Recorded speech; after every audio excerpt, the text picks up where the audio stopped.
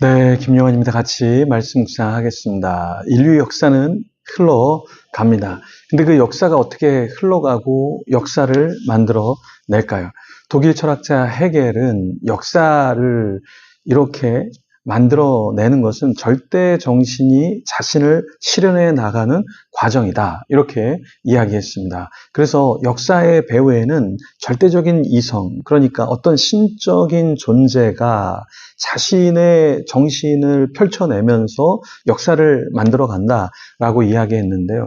어떻게 보면 이 일이 왜 일어나지, 왜 이런 실패가 있지, 왜 이런 성공이 있지라는 것이 그냥 우연히 만들어지는 것이 아니라 절대 정신이 무엇인가를 만들어내는 과정 중의 일부다라고 이야기를 했습니다. 오늘 본문 이사야 41장에 보면 헤겔이 이야기한 절대적인 정신을 넘어 아주 엄중한 우주적인 법정으로 초대하는 분이 있습니다. 하나님께서는 그냥 절대 정신 정도가 아니라 더 넘어서서 세상 모든 민족과 섬들을 향해서 잠잠하라 명령하시면서 그 세상의 모든 것을 재판의 자리로 소환하십니다. 하나님께서 재판의 자리에 그 민족들과 세상의 열강들을 하나님께서 소환하시고 하나님이 하나님이신 것을 드러내죠. 그러면서 모든 것을 결정짓고 이끄시는 분이 다른 어떤 존재가 아니라 하나님이다라고 오늘 보여주고 있습니다. 그러니까 하나님은 단순한 절대 정신 같은 어떠한 추상적인 존재가 아니라 역사를 시작하시고 또 주관하시고 또 처음과 나중 되시는 분이다.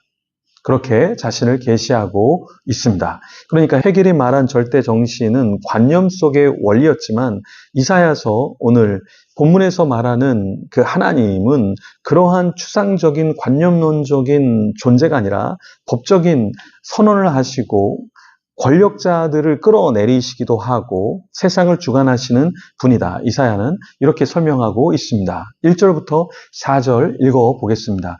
섬들아 내 앞에 잠잠하라. 민족들아 힘을 새롭게 하라. 가까이 나아오라. 그리고 말하라. 우리가 서로 재판자리에 가까이 나아가자. 누가 동방에서 사람을 일깨워서 공의로 그를 불러 자기 발 앞에 이르게 하였느냐.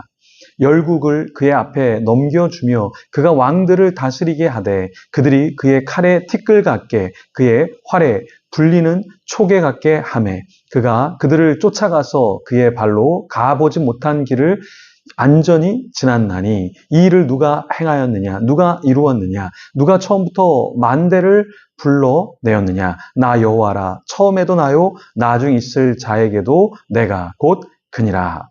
하나님께서 섬들과 민족들을 재판 자리로 부르셨습니다. 하나님께서 열방을 법정에 소환했죠. 이 장면은 사실 과거로 끝나는 것이 아니라 앞으로 미래에 우리를 하나님께서 법정에 세우시고 또 세상의 열방과 열강을 하나님께서 심판하신다라는 메시지를 갖고 있죠. 세상은 군사력이 있으면 경제력이 있으면 제국의 힘이 있으면 어떤 역사를 움직이고 괜찮다라고 생각할 수 있습니다. 그런데 하나님은 모든 민족 또 모든 열강, 어떠한 권세도 하나님의 시작과 끝 앞에서 온전히 서 있을 수 없다라는 것을 이야기하고 있습니다. 이것은 우리가 우상 숭배하면 안 되는 그 이유를 말하고 있고요. 또 인간 권세에 우리의 마음을 다 빼앗겨서는 안 된다라는 것을 암시하고 있죠.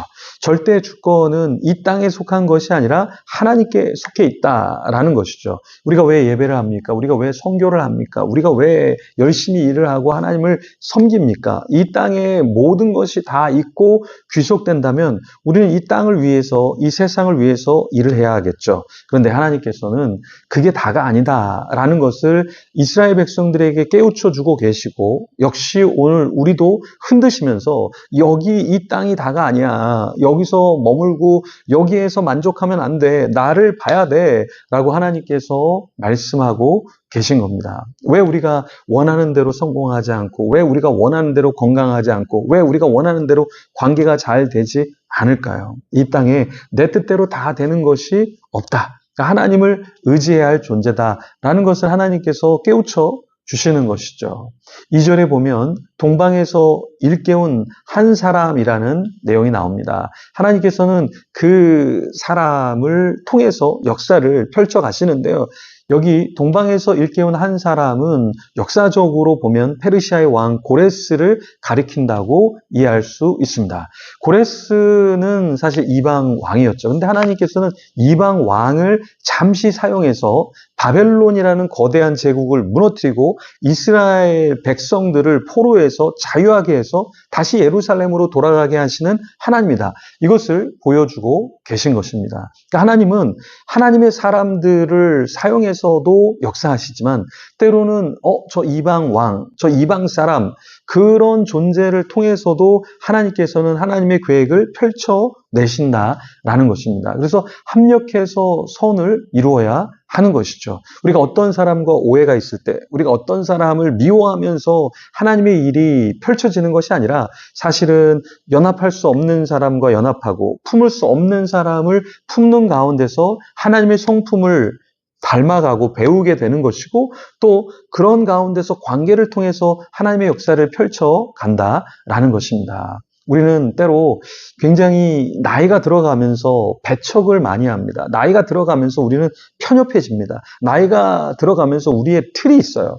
그래서 그 틀에서 맞지 않으면 무엇인가를 하지 않으려고 하고 또 어떤 사람을 이렇게 내밀려고 하는 습성이 우리에게 있습니다. 모든 사람에게 그러한 모습이 있죠. 그렇지만 우리는 기억해야 합니다. 하나님이 우리를 택하시고 하나님이 우리를 품어주시고 하나님이 우리를 받아주고 계시다라는 것을 우리는 기억해야 합니다. 8절과 9절에 이렇게 말합니다. 그러나 나의 종 너 이스라엘아 내가 택한 야곱아 나의 벗 아브라함의 자손아 내가 땅 끝에서부터 너를 붙들며 땅 모퉁이에서부터 너를 부르고 내게 이르기를 너는 나의 종이라 내가 너를 택하고 싫어하여 버리지 아니하였다 하였노라. 자, 하나님께서 이스라엘 백성들을 생각하면 야곱을 생각하면 그 당시의 백성들 또 우리를 생각하면 얼마나 하나님께서 품기 어려운 존재일까요? 그런데 하나님께서 뭐라고 말씀하십니까? 택한 야곱이라고 이야기해요. 그리고 나의 벗 아브라함의 자손이라고 이야기하십니다. 또 9절에 보면 너를 붙들며 라고 말씀하십니다. 너를 부르고 너는 나의 종이라 너를 택하고 이렇게 계속해서 하나님께서 택하고 하나님께서 인내하신 것을 말씀하고 있습니다. 우리는 다른 사람을 인내하고 받아들이기가 너무 어렵죠. 근데 하나님께서 우리를 보시면 얼마나 더 어려우실까요? 사실 하나님께서 우리와 동행한다는 것은 정말 어려울 겁니다. 왜요? 우리같이 연약한 존재가 어디 있습니까? 우리같이 부족한 존재가 어디 있습니까? 근데도 하나님께서는 우리를 그냥 지켜봐 주시고 인내해 주시고 기대해 주시는 것이죠. 그래서 저도 우리 지체들을 함께하는 사람들을 인내하고 기다려야 하고요. 여러분도 저를 인내하고 기다려 주시면 감사하겠습니다. 주님이 우리를 기다려 주시고 인내하는 것처럼 우리도 그런 존재가 되면 좋겠습니다. 기도하겠습니다. 하나님 감사합니다. 우리는 너무나 연약합니다. 부족합니다. 그렇지만 하나님께서 우리 인내해 주시고 기다려 주시고 나의 택한 존재라고 말씀해 주십니다. 나도 누군가를 택하고 기다려주고 인내하고 사랑하는 자 되게 하여 주시옵소서. 이방의 왕도 사용하신 하나님, 나도 사용하여 주시고 하나님의 도구로 쓰임받게 하시고 모든 영광을 주님께 돌리게 하여 주시옵소서. 감사합니다. 예수님 이름으로 기도합니다. 아멘. 계속해서 기도하며 주님 앞에 나가겠습니다.